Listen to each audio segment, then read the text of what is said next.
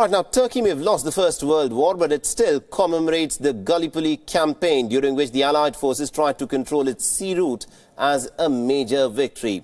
Now, from the year 1915 till 1916, the Allies, led by Britain and France, led a campaign to control the sea route from Europe to Russia.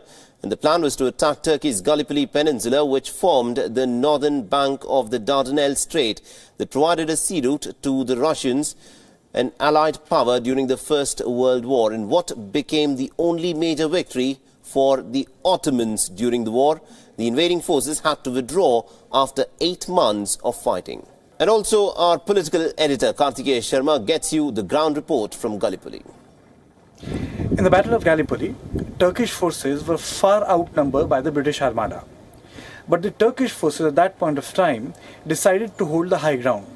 It was decided by the military that they will not fight the British Armada on the Bay Line. Now, British made a mistake. Instead of taking on the heights, they decided to land their soldiers. It led to a massacre. The British Armada was completely pinned down. And then, after some time, a number of their ships were affected. And this decision led to a huge stalemate. This decision also led to massive casualties when it came to Allies. They lost more than 275,000 soldiers. Casualties were very high on their side. And for simple reason that the heights were held by the Turks, and the whole idea of the British to ease the pressure of war from Europe, because it had reached a point of stalemate by 1915-16, completely was lost in this battle.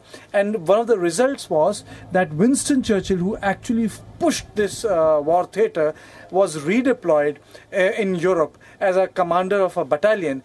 And by end of it, the stalemate did not lead to any advantage for the Allies, but it showed that by holding the high ground, Turks were able to defend their position, and ultimately it led to one of the biggest withdrawals in the history of modern warfare.